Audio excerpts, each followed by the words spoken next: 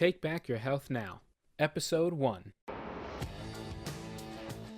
You're listening to the Take Back Your Health Now podcast, the show that interviews the top doctors, athletes, trainers, and entrepreneurs to help you find the holy grail of health.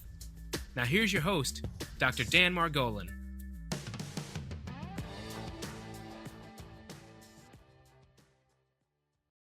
Hi, this is Dr. Dan Margolin with Take Back Your Health Now, the show where we pull out all the stops in search of the holy grail of health. Today, we're blessed to have a guest with us, Cherie Aimee. Cherie is going to be the first former $3 million bionic woman to bend realities and revolutionize the entire healthcare and business industries through the heart. 6 years ago, she died. She flatlined in her husband's arms. Doctors couldn't resuscitate her for over 90 minutes. It took a massive team of over 100 doctors and surgeons from around the world and $3 million to save her life as she shattered medical records globally.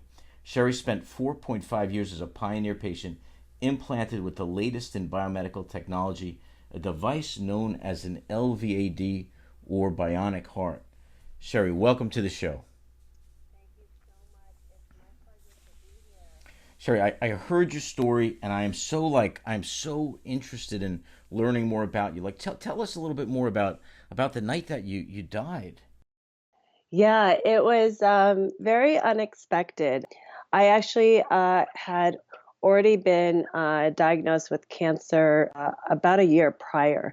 So at that time, I was already cancer-free. I had already undergone 6 months of chemotherapy. Everything was successful. I was in remission. It was Hodgkin's lymphoma, which is one of the highly treated cancers. So they say if you're going to get cancer, that's the good one to get. Right. Because it's like 99.8, I think, percent chance of, curing. So Yeah. They were able to do that with me. And to this day, I'm cancer-free. To treat Hodgkin's lymphoma, you're actually on 4 different types of chemotherapy drugs. One of them is actually a similar one that's used for breast cancer. That one is also known to cause heart failure. Oh, my God. Yeah. And so although while you're on it, they run many tests on your heart. And I actually had a history of a heart arrhythmia. I had atrial fibrillation since I was born. Oh. So I already kind of went into it with an arrhythmia. Wow. And so, they did test the whole time.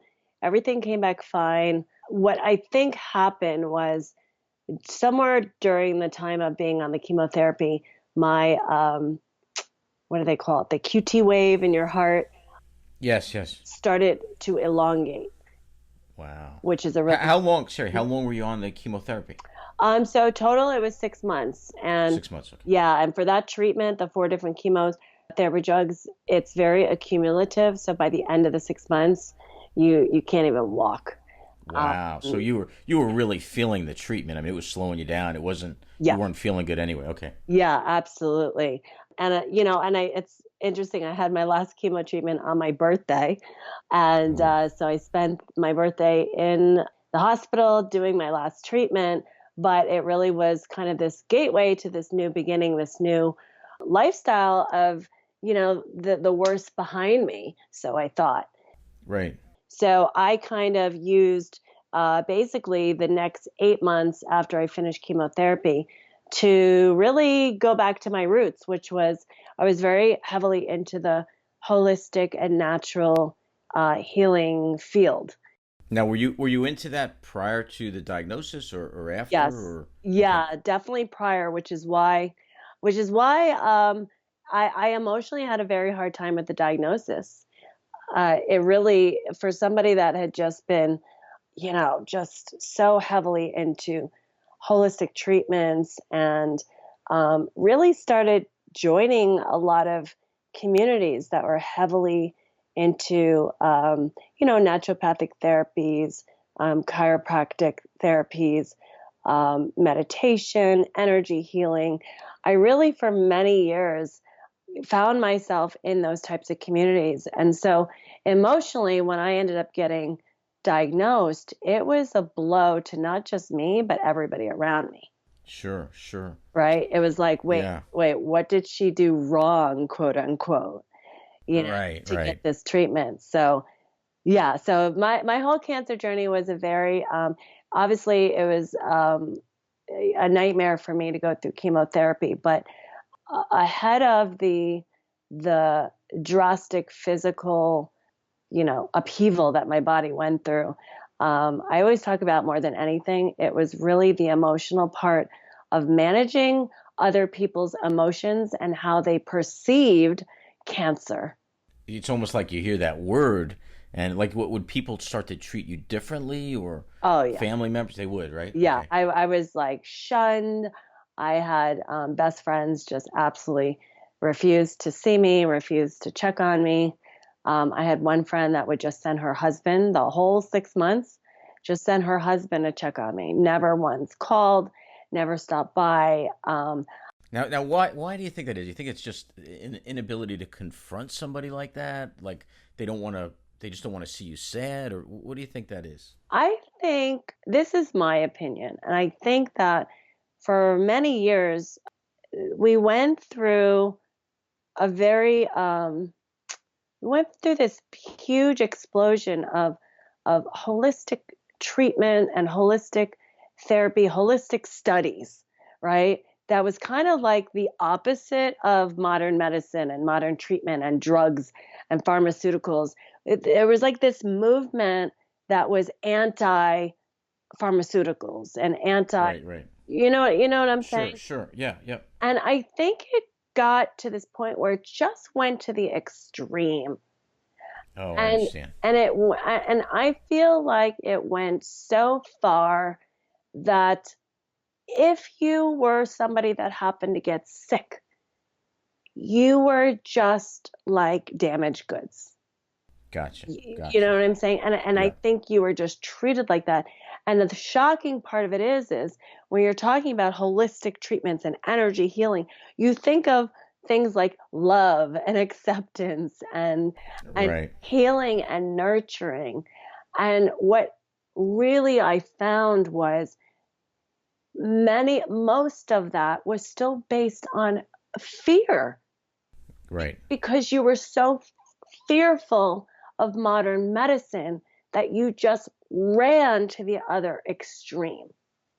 And like, let me ask you, just so in terms of the holistic kind of treatments, like what were you eating? Were you a vegetarian? Were you like, what was the holistic kind of thing that you were Yeah, doing? I definitely I've dabbled in trying to be vegan and vegetarian. I was raw vegan for about a year, so I've definitely dabbled in those things, but mostly it was really about food being your medicine, which I still to this day absolutely agree with. Like Sure. I still base my whole health regime is mostly eating healthy whole foods.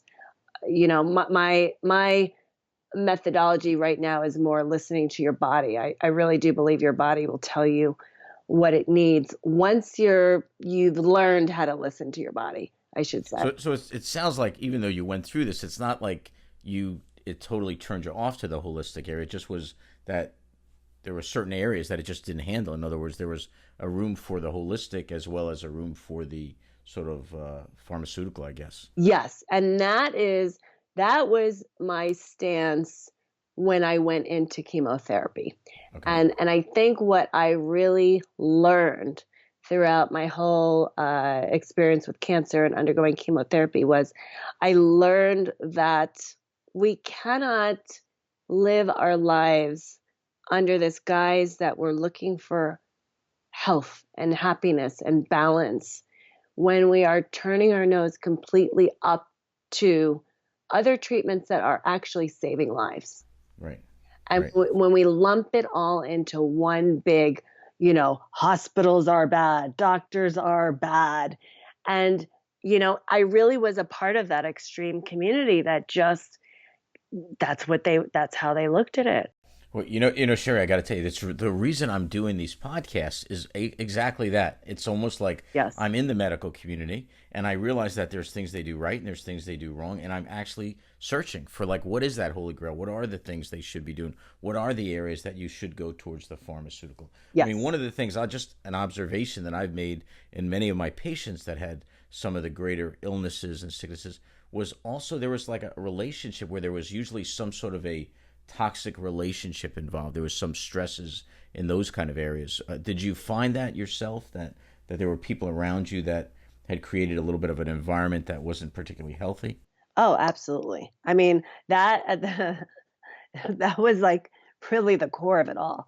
I It mean, was. It yeah, was. Okay. I really found that, I really found, and looking back at it now, I just have the most healthiest relationships in my life right now. And the difference, that I couldn't see in my face because I thought they were my best friends. I thought they cared about me. Many of them were in my life for, 14, 20 years. Wow. And these are the same people that turned their backs on me once I needed them the most. And I struggled with that for a long time. And what I realized is that at the core of it, the people that I thought were my closest friends, really at the core foundation of it all, did not have healthy relationships in their life either. Okay. And so what I had to do was to finally find a community, a tribe, people, relationships that could actually hold this space of non-judgment in the world. I realized, right? I realized that it had to do with really at the end of the day, were the people around me capable of having healthy relationships? Because Right. when their relationships weren't healthy, everything that they looked at in life was completely distorted. Yeah. Sure. I You got to know, tell and you, it, I'm telling you, I've yeah, seen even, I am a podiatrist. I'm also a business consultant as well. So I have a whole other side. And when we nice. go into businesses and we see that they're not doing well, the health of their business is not doing well, you'll Yes. find that there are staff there or people surrounding them that, similarly to your own personal health, that are affecting it, and that there is some vested interest in it not doing well. It's almost exactly what you're saying. I agree with the part you said about with business because being an entrepreneur myself now, I mean, I experience that too in businesses.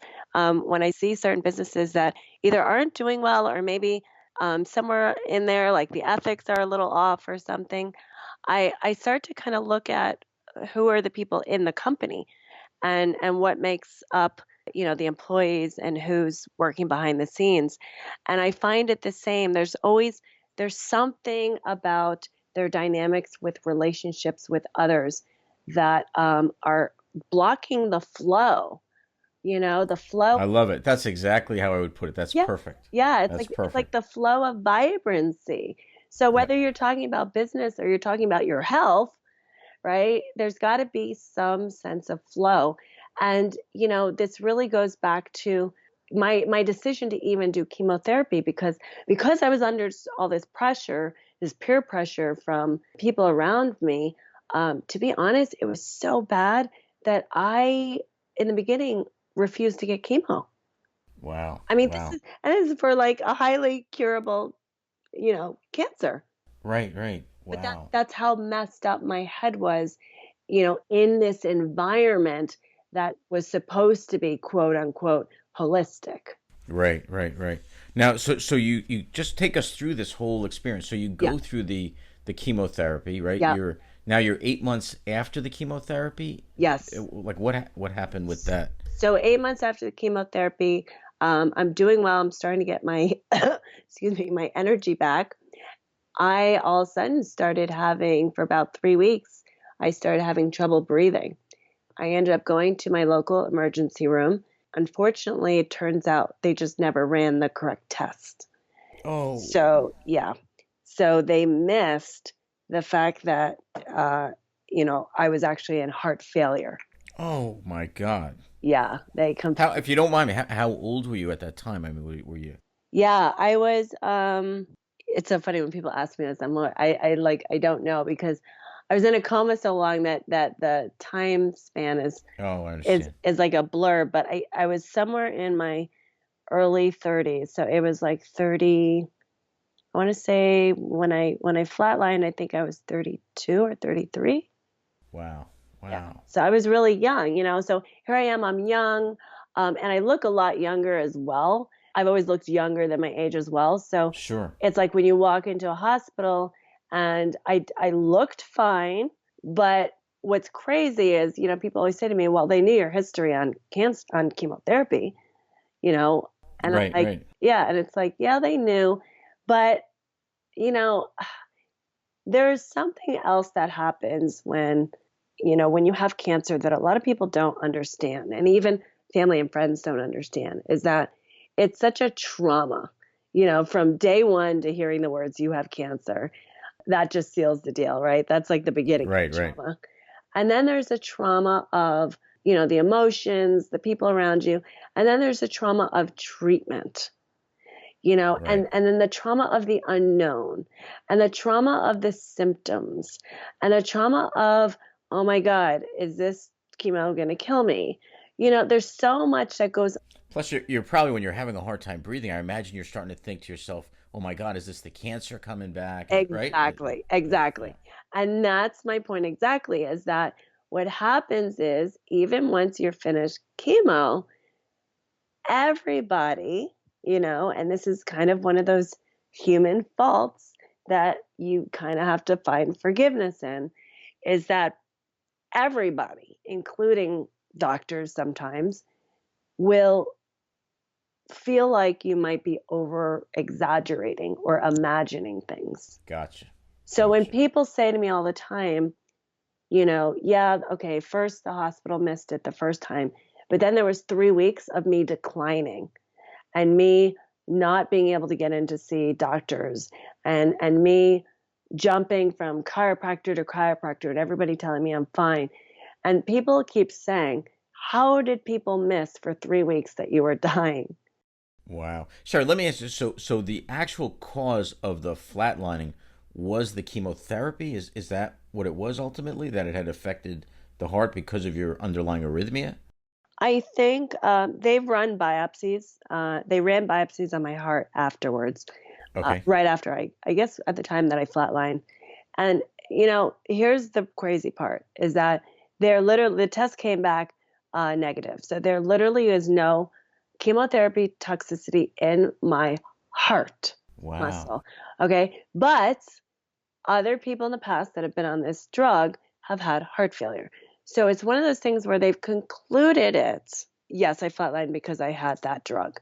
Gotcha. But Gotcha. but Gotcha. again, like I said earlier, because I had that arrhythmia my whole life, and how I said the chemotherapy started elongating my QT rhythm or level. I forget how Waves. Uh-huh. the term. Yeah, it could have been that there was a period towards the end of my chemotherapy where I actually had to come off all of my heart meds that were keeping my heart Oh, okay. right, that were keeping Yeah. my heart Yeah. rate low, and were keeping my heart rate regular. Gotcha. Gotcha. So my scenario got kind of complicated, where a lot of balls were just dropped. Understood. Yeah. Understood. Well, let me ask you. So you flatline. You actually, like, 90 minutes. You're out. I mean, you Yeah. basically died for 90 minutes. Yeah. Is that correct? Yes. So they were doing, so I flatlined 5 minutes after I got into the emergency room. Thankfully, I was in there already. And they just, kind of all rushed once they realized I was flatlined. And they started doing CPR on me. Wow. And so they had to basically do CPR for over 90 minutes, but they couldn't get the heart to start. So from what I hear, it would start for like a couple beats and then it would stop again. And they just couldn't get it to stay. Wow. So, Wow. Now, yes. do you have any recollection of this? I mean, is there anything that you remember of that? So I don't remember anything of that day. So anything, I remember the night before I died. I remember going to sleep, and I remember saying to my husband, because I knew I was dying. I actually knew at that point I was dying, Wow. but Wow. but nobody believed me. So I kind of was just coming to peace with it, and just knowing nobody was gonna help me or believe me. So the night before I died, I said to my husband, because I had a little baby beagle that was just like my best friend in the whole world. And I said to my husband when I knew I was dying, I said, just promise me, should something happen to me, that you will take care of my baby, Snoopy. And he said, I've already told you that. I'm like, I know, I need you to tell me again. And so he said, yes, I promise I'll take care of him. And so I was able to go to sleep that night knowing that he said if something happened to me, he would take care of Snoopy. So that was literally hours before I died. Oh my God. Yeah. Oh my God. So, wow. yeah. So I flatlined, the over 90 minutes of CPR, but they were ready to call my time of death. They were, huh? Now you actually you actually had a significant event before the heart issue that prevented you from the transplant too. Was that the cancer? Is that what that was? Yes. So the cancer, what happens is because to have a heart transplant, you need to be on the immunosuppressant drugs. Right. So the anti-rejection drugs, they're going to suppress your immune system. So because of that, they want to put at least 5 years between your cancer and the transplant. So they actually gave you an artificial heart Yeah. for that 5 years. What was that like? What was it like living with that? That was crazy. Was that crazy? Oh my God. It was. How does that how does that even look? I mean, is it something that's external? Like how does it function? Yeah, so it functions like it's almost like a motor. It's got a spinning motor inside a titanium pump. I'm really bad with measurements, but it's pretty big. And I have a very tiny frame. And if you think about the statistics, for women, heart disease and heart failure is like the number one killer amongst everything around the world. So ahead of cancer, everything. And part of that is because our symptoms are different. And because our symptoms are different, they tend to go unnoticed, like mine were, clearly. Like how are the symptoms different? Like how do they differ? So most people, like when you think of somebody having a heart attack or somebody having heart failure, you think of chest pain, right? Right. Sure. Like I really wasn't having it. With women, it's more like heartburn. And also instead of like real chest pain, you'll get like pain in your jaw. Wow. So like a lot of times, and what's crazy is a lot of times I'll have friends that'll be like, oh my God, I've got these symptoms of like heartburn, but heartburn to the extent where it's making them throw up. And then they tell me like, then their jaw hurts. And I'm literally like, you need to get to the ER. And every single woman is like, no, I'm fine. Wow. Well, I got to tell you, this broadcast in itself might save some lives. Thank you for sharing that information. Yeah. So let me ask you. So how has your perspective on life changed after going through this? Like how has it affected you? Yeah. I mean, I lived my life completely different. I literally, however I thought that I needed to live my life prior to this whole experience, I actually do the opposite now. I do the opposite of how I was raised. I do the opposite of what I was taught. I show up in my life bigger, more vibrant, happier, right? I love it. Like the whole rules of staying small, staying quiet, just staying in your little comfort zone. I don't do that anymore because life is too precious and too many people out in the world are suffering and need us, right? Us that are courageous enough to speak up and just say something. Because when you say something, believe it or not, even if the people around you don't like you speaking up or talking about a subject or whatever, there's somebody out of the 7 billion people in the world that need to hear what you have to say. Absolutely. Absolutely. And I got to tell you something. I am so I don't know you other than this interview, and I just want to hug you because I am like, I could feel your energy. I could actually feel your life coming through. And it is awesome. It's just an awesome interview. It's just really a great pleasure speaking with you. So we're just sort of winding down here, but we're looking for the holy grail of health. If you were to leave our viewers with one thing that you would say would be point them in that right direction to that holy grail, what would that be? What would that be? I love this question. Yes, absolutely. My number one message to the world about health is that your health is literally directly connected to your vibration, hands Wow. down. I can tell you that the hell I've been through, whether on life support, chemotherapy, 4.5 years on a bionic heart, a heart transplant, everything that I've been through, what really set me apart to the point where I shattered medical records, to the point where my surgeons are still to this day, surgeons all over the world are studying me, saying, how did she go through so many dips and came back bouncing and thriving like Right. stronger than ever each time? And they literally study me. I mean, they tell me that every time I walk into the hospital. This is one of the top hospitals in the world. My case is just known everywhere. And the difference is, and they are my witness, they saw me. I focused on controlling my emotions and my vibration the whole time. That was Wow. the one biggest thing that I focused on, whether I was on life support with a ventilator, refrigerator size machine, breathing for my lungs. I focused on my emotional state and maintaining my vibration. And Wow. that was able to help me actually create the world that I wished to create, which was one of health and vibrancy. And you have Wow. to really, Wow. and you mostly though, you have to step into that space before you expect your body to catch up into health. Sure, that is one of the most prolific things any of my guests have ever said. I mean, Yeah. basically, honestly, you're just creating your own life, and you're Yes. making the decision Yes. before it occurs, and you're bringing it into reality. Yes. And I love that. Cherie, quickly, where Yeah. can listeners find out more about you? How can they get in touch with you if Yeah. they want? Well, definitely, I would love to meet your viewers so they can get to know me personally.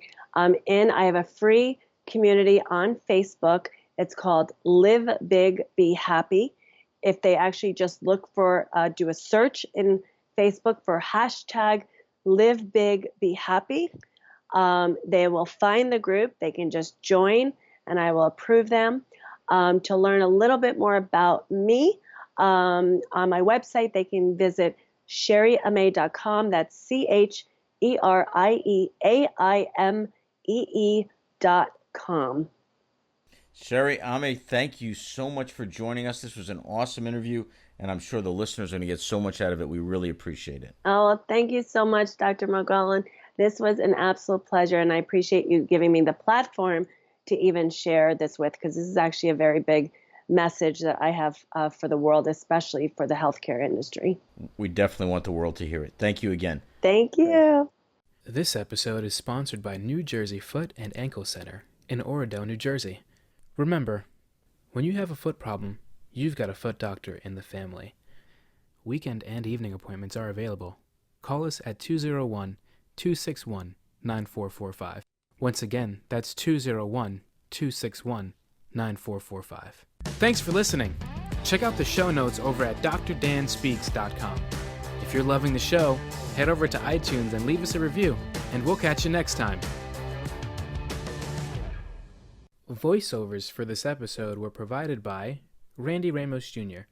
To see and hear more of his work, visit randyramosjr.com.